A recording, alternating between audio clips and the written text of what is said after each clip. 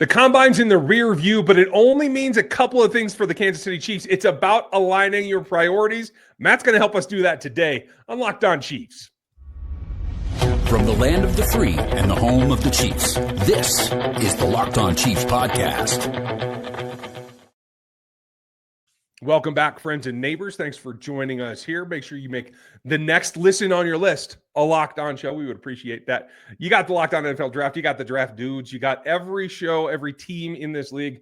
Make sure you check one of those out as you go over to Chiefs Digest and check out Matt and his work in the written form. Here on YouTube in the video form. There's audio. There's 41 is the mic. There's a million things where you can find Matt Derrick, today's guest and our weekly contributor, I call it. For sanity. That's the purpose. This is the fun part of the year for me because we can get carried away and I can go hog wild. Matt is our leash to the reality that we need. We're going to have a good time tonight. We are going to talk behind the scenes. What's going on that maybe we don't get to see? Are the Ducks' feet really wagging that fast? Yes, they are.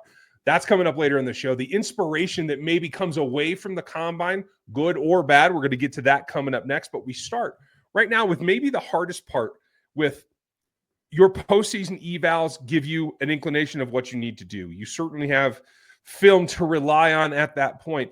You have to align your priorities. And I think a lot of people don't realize that as much as there's a draft board, there's a free agent board as well. And you have to prioritize where you want to do what, and they have to work together. It's a puzzle piece that comes together.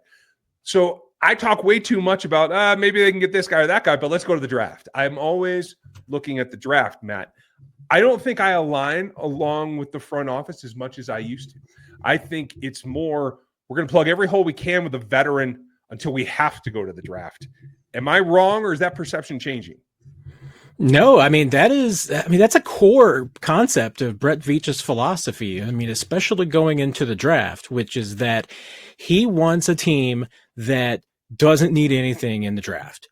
He wants to be able that if you had to play a football game on the first day of the NFL draft, he wants to go out there and be able to play it. That he's got a starter in every position that they feel comfortable with. Maybe not the best, but at least they're comfortable with. At least they feel like that they're competent. And then, the draft is about trying to improve your holes. It's about looking at the future and seeing, where you have some needs. The last thing you want to have to do, and I think that the Chiefs draft history, and even if you just look at Brett Veach's history, if you go into a draft needing to get a specific type of player or a specific type of position, you are in trouble because you are then going to end up drafting somebody that is earlier than you expect, or you're not going to get the player that you want. And either way, it puts you behind the eight ball. So I think we've seen that a couple of times when the Chiefs have been in a situation where they've gone in needing to get a specific position filled. They end up disappointed. So that's why Brett Veach has that philosophy. Is it the right philosophy? It's a lot of teams, use it, so it's not unheard of, but it's definitely alters a little bit of your draft strategy. I think so as well. Yeah, it makes you have to be able to adjust.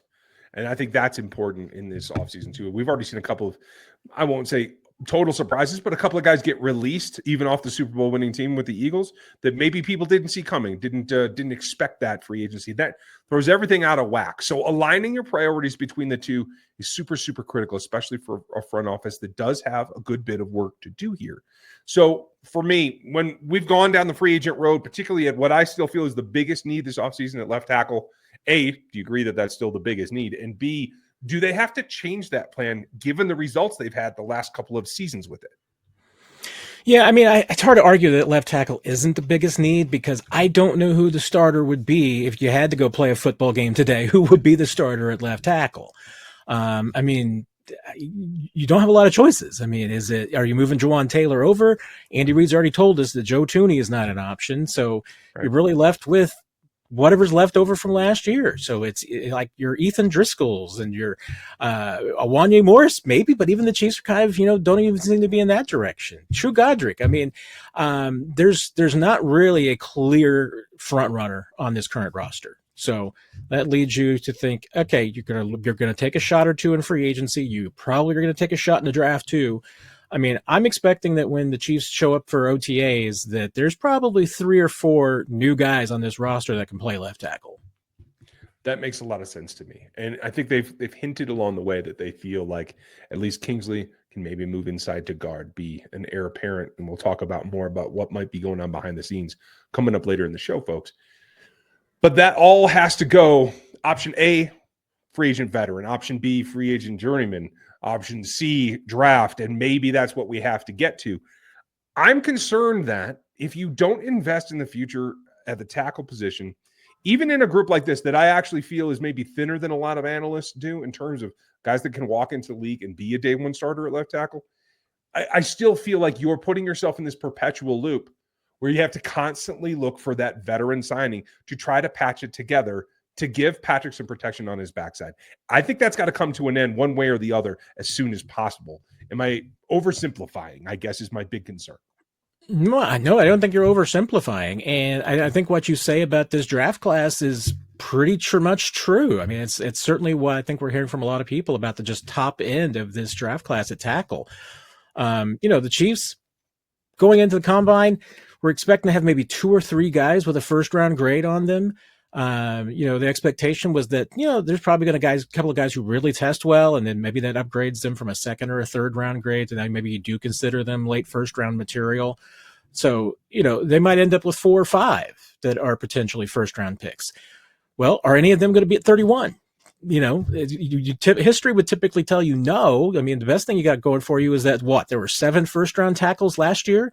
So most of the league drafted quarter of the league drafted the tackle last year, so they shouldn't be in the market for another one. But once again, I mean, hey, you can never have enough. So if you drafted one you put on the right side last year, like a Joe Alt, hey, maybe you're still looking and everything. So it gets difficult with where the Chiefs are drafting to be able to get the players that you want. And that's one of the things about the combine is that, these teams go with expectations about what these players are. And the combine does one of 2 things. It either reinforces you in your belief about that player. So if they were on your board, they're still on your board. If they're not on your board, still not on your board. Or they force you to go back and look at the tape that either they performed well above expectations or well below expectations, and now you're going back to the tape to see what you missed, or is the testing just an aberrant? There's guys who test extremely well and extremely poorly who go on to be great players. I mean, look at a Patrick Mahomes 40 times. No, the answer about that testing isn't the all and be all. No, it is definitely not. You still got to know ball, and that's what it comes down to. You have to have the inspiration to know ball. What comes from the combine and what do the Chiefs get out of it? That's coming up next.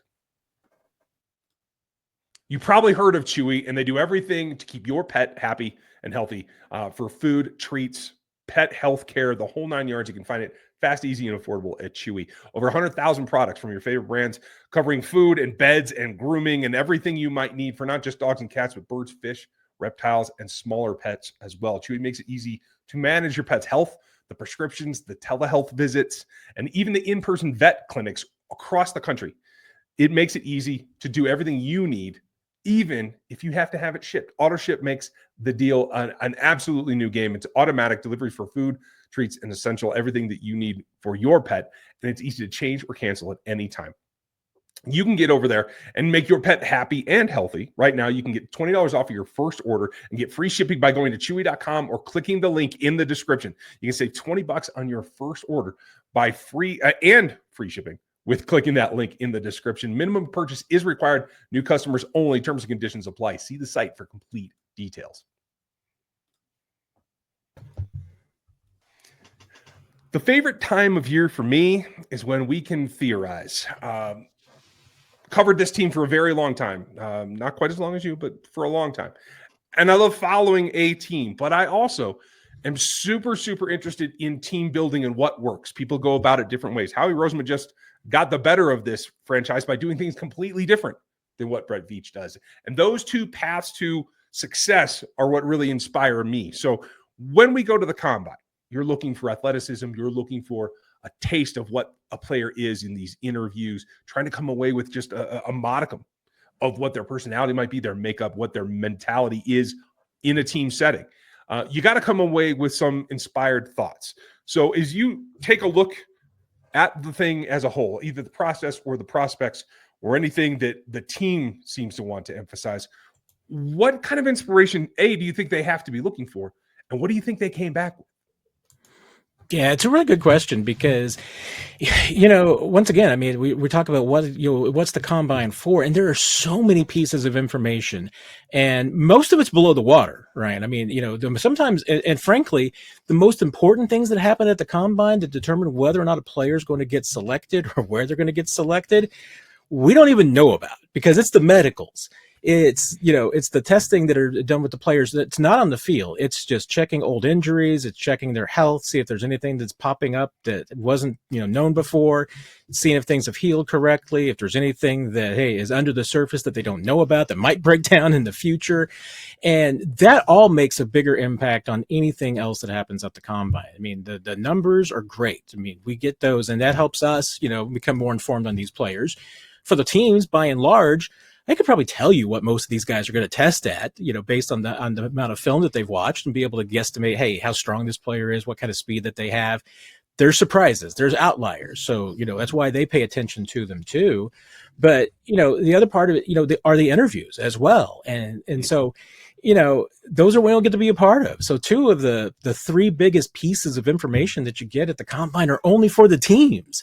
So, we're kind of left trying to dig in and find out everything else. And, you do get things that pop up though. I mean, when you've got like a kid from Mizzou and Armin Mimbu, the tackle, some people really liked his film, but then he just absolutely tests off the charts. And now all of a sudden, he's a darling. I saw Kay Adams had on not just him, but Brady Cook, because he had a really good day throwing the football, tested pretty well. So yeah, guys can put themselves on radars with their testing. It doesn't necessarily mean it's going to change their draft stocks a whole lot. I mean, I don't know. I mean, Brady Cook is kind of viewed as maybe a 7th round or a priority free agent. Is he all of a sudden going to be a 5th because he does well at the combine? No guarantee. But yeah, it's what makes this fun, Ryan, at the same time, because there's so much information that we don't have, that we all have to be kind of sleuths as far as trying to filter it all out. And, and hey, my partner in crime, Nick Jacobs over at 41 is the mic. We're going to do our best. We've got some interviews coming up with some of the players. So at least you'll get to see a little bit about, of what some of these guys that, the teams get to see. Won't be a full formal interview like the teams get in Indianapolis, but, at least we get, a little bit to know about more about these players and what the teams might see in them. I like that concept. That gives you maybe an inkling of what their personality is like and what inspires them. Because for me, a couple things that I have to see in this particular draft cycle is a complete and utter lack of fear of competition, because these guys probably all watched the Super Bowl. I mean, they've seen this team. They understand, especially for the tackle, the offensive line prospects. You have to come in and play. You have to raise our level, and we're already a Super Bowl team. So that pressure is there. They have to not flinch in sight of that. For me, that's one of the main things. I need to be inspired that you can walk in and take over this job, make it yours, and be better than we were on the field last year. And that takes kind of a special kind of person, whether you tested well or not. There's a difference between walking into a room, and we've seen some of these, especially the quarterbacks, when, it's a command performance in front of 25 members of an organization. You have to be ready for that. If you had to put your money on a position group that might be best able to handle that pressure of any of the Chiefs' need groups, is it that tackle, or is there something else that might make more sense and be more inspirational? Yeah, I mean, I'm always going to be a best player available. I mean, if you're drafting at 31 and you've got a receiver or a corner or a guard that is, you've got a 1st round grade on, you need a left tackle, and the best left tackle you got is a 3rd rounder. You don't take the left tackle. You take the 1st rounder, because that's just, you got to get value for your draft picks, and you got to take the best player in some situations. So, that's where I would go. And the interesting thing about this draft is that I wouldn't be surprised if the Chiefs went, a couple of different directions early on. I mean, obviously, the conventional wisdom about this draft says it's defense more than offense, and particularly maybe defensive line. So, the Chiefs, hey, they have a need on the defensive line, both at tackle and end. So if you come out with one of those players, not necessarily a bad thing. You might be even getting 1st round value. Who knows? Depending on what your grades are. It's like I said, Chiefs are going to have probably 15 to 20 players that they have a first round grade on. So one of those slipping to 31 is hard to do. Now, if one starts slipping to 23, you're Brett Veach trying to make a move. Yeah, you probably do try to do that. But it's such a crapshoot. The other interesting thing to me will be, maybe an aspirational position, an inspirational position. You want to talk about that is probably running back because, once again, every team has a little bit different philosophy on it. The Chiefs, and I don't think that Clyde Edwards-Helaire was necessarily indicative of the Chiefs' philosophy. I think he was indicative of probably best fit at that point. And they really like Clyde, thought he could do a lot of things. And maybe if a different world, Clyde stays healthy, maybe things work out differently.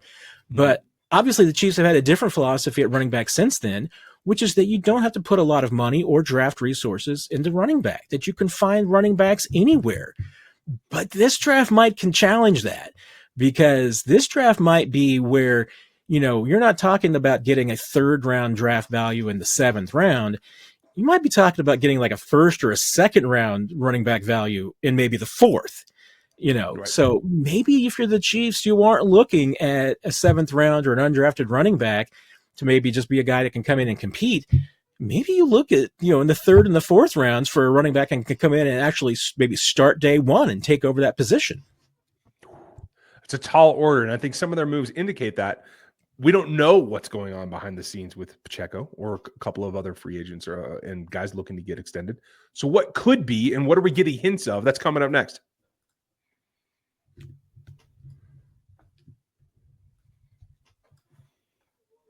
And make sure, folks, you go to ChiefsDigest.com, check out Matt's work over there, hit Chiefs Digest right in that bar, right up there, and you can hit that search here on YouTube and see that here shortly.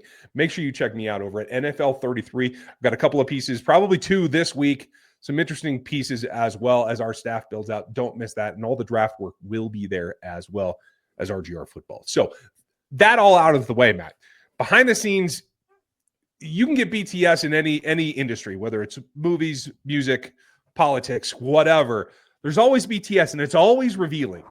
And I for one, am very disappointed that they couldn't come some other poor, dumb team into doing Hard Knocks offseason. I think the Giants have ruined that for all of us with their cluster of a year last year. But so I'm looking for more of that. And the more that I hear about different possibilities for the Chiefs in particular, the less that I feel that anybody really knows what's going on. There's been a couple of surprise cuts this offseason. I don't think that's in the Chiefs' future. I don't think we're going to get hit out of left field there. But rumored retirements from Travis Kelce have now shifted towards Joe Thuney. And I get people who say it's a distinct possibility. And people are like, no, why would he go anywhere? He played maybe the best season of his career. So is all this churning in the background that we have no idea about again that is going to pop up and bite us at some point? I think a lot of it is that, hey, the Chiefs do a pretty good job, better than most teams, at playing their cards close to the vest. And so when there's a vacuum of information, that vacuum gets filled with just about any conversation that it possibly can. So that's why we talk about Travis Kelce retiring, and you talk about Joe Thuney and things that might happen. The reality of it is because the Chiefs are really boring. I mean, they don't have a lot going on. Their biggest, really drama and everything was Travis Kelce and Trey Smith. And, there is still some work to be done with Trey Smith, obviously, but, you're not expecting to lose him. You're just trying to see if they can work out a long-term deal, which I think that they're going to sooner than later. The Chiefs don't have a ton of money, so it's not like that they're probably going to be rumored to be making any big deals. They're probably not in the market to be making a big trade and then, pay somebody money. So yeah, we're probably going to, maybe focus on some of the minutia and maybe the what if scenarios that don't really turn into anything. Well, and that brings me to one of the things that has to be happening right now. And I just don't know the scope of it. As you said, with Trey Smith, with putting that tag on, whether they reach an agreement here in the next, week, before we have some deadlines pushing us for free agency and new league year, or whether they have to carry that through. Per over the cap today, they are 18.1 over the cap due to the tag. That's got to come from somewhere. And that's where my concern is. So there's got to be a couple of restructures, at least in conversation with Patrick Mahomes, which we know they set this up in order to do this. I was surprised last year they didn't take more. I got to think that they're going for the whole kit and caboodle this year in terms of every dollar that they can recover from that cap dollar, that is, that they can recover from Patrick, as well as maybe Chris Jones. And I don't know. The question about Tooney is the question about Tooney. I don't know that we'll get a clarity there, but those conversations have to be going on right now as we speak, do they not? Yeah, they do, and there's a couple of things in part of that. One is that the Chiefs, they're one of the better teams in the league when it comes to dead cap space. They have the least amount of just about anybody in the league because they've, by and large, done a really good job of making sure that they don't commit a ton of money in the future to guys who aren't going to be on the team. Joe Tooney, I mean, we're all assuming he's going to be on the 2025 team because, like you said, I mean, he's coming off a good season. And Andy Reid pretty much just seemed to be talking like Joe Tooney's going to be a part of this team. And there's no indication that he's not. And yes, the Chiefs could save a lot of money by either restructuring that contract of Tooney's or even moving on without Joe Tooney. But I get the sense that they want to keep him for one more season and that he's under contract. And then you're not talking about having any dead money on Joe Tooney if they don't restructure that. Travis Kelce's got one more year on his deal. He's not going to have any dead money if he plays one more season and then decides to retire. So, and that's one thing that the Chiefs want to continue doing with both Chris Jones and with Patrick Mahomes. Remember, I mean, Patrick Mahomes, you can restructure his contract with that roster bonus, get 80% of that in salary cap savings now. It'll hit future years, but you also know that Patrick Mahomes is going to be on the team for those years. So it's not future dead money at this point. It's just future Patrick money, and the cap is going to continue to go up. So, yeah, I mean, hey, converting that roster bonus of Mahomes into a signing bonus and spreading it out over 5 seasons would instantly get the Chiefs under the cap. Now, it wouldn't give them a lot of room to do a ton of anything else.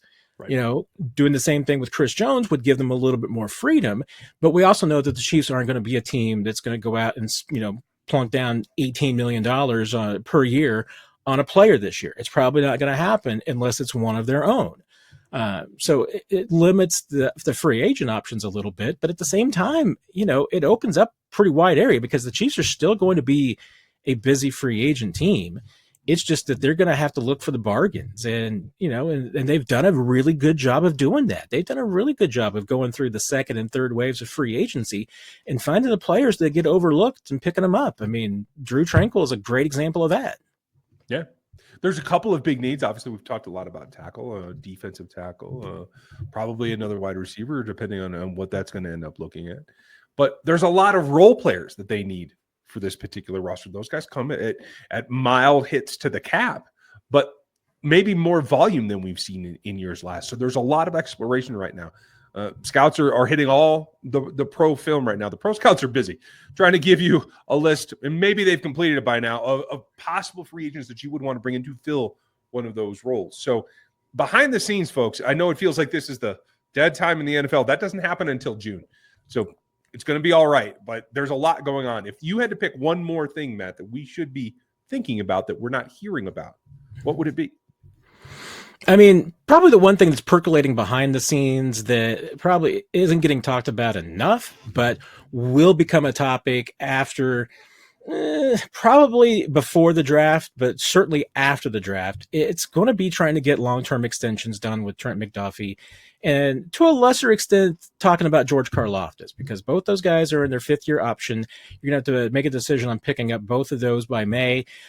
Trent McDuffie is a no-brainer. I mean, if you certainly don't have a long-term deal worked out with Trent McDuffie, you're picking up his option because that option is an absolute steal. The number for Karlaftis, based on production, I mean, it's reasonable. It's not necessarily the steal that McDuffie's is going to be, but it's probably reasonable. So maybe if you're the Chiefs, you pick up both of them. But at the same time, once again, the earlier you get deals done, the cheaper they can be. And look no further than Trey Smith and Creed Humphrey. Because, yes, Creed Humphrey is the highest paid center in the league at $18 million per. There's a reasonable chance that if the Chiefs want to keep and get a long-term deal done with Trey Smith, that it's going to be north of $23 million. And you're talking about guard versus center. Yes, guards make more than centers, but Creed Humphrey's also the best in the league at his position. Right. If you didn't get a deal done with Creed last September or August, you'd probably be paying more. You'd absolutely be paying more right now. Probably north of 20. I wouldn't be surprised trying to get a deal done with Creed. So the earlier you can get a deal done, the better. And the fact that McDuffie is going to be sorely underpaid and that 5th-year option can be a motivator for the player. I mean, you bump them up a little bit and you get them their money earlier. That can be a motivator to get a team-friendly deal done. Yeah, and I hope that they take advantage of that. And you're right, we probably aren't talking about that enough as we approach free agency. It's about extended agency is what I will call it. Getting those guys back under contract. Well, if you guys want more information, go to ChiefsDigest.com. Chiefs Digest here, NFL 33, RGR Football. We got you covered. It all starts here on Locked On, but we appreciate you guys. Check out another Locked On show for your next one. Matt, thank you for giving us your update, keeping us on the straight and narrow, at least me, for today. Always a pleasure, Ryan. I appreciate you, my friend. Take care. Folks, have a great day. Thanks for being with us today. We'll be back tomorrow looking deeper and deeper into this free agent class. And join us Friday so we have a little bit of fun. We are 5 days a week all year round. Thanks for being here. We'll talk to you tomorrow.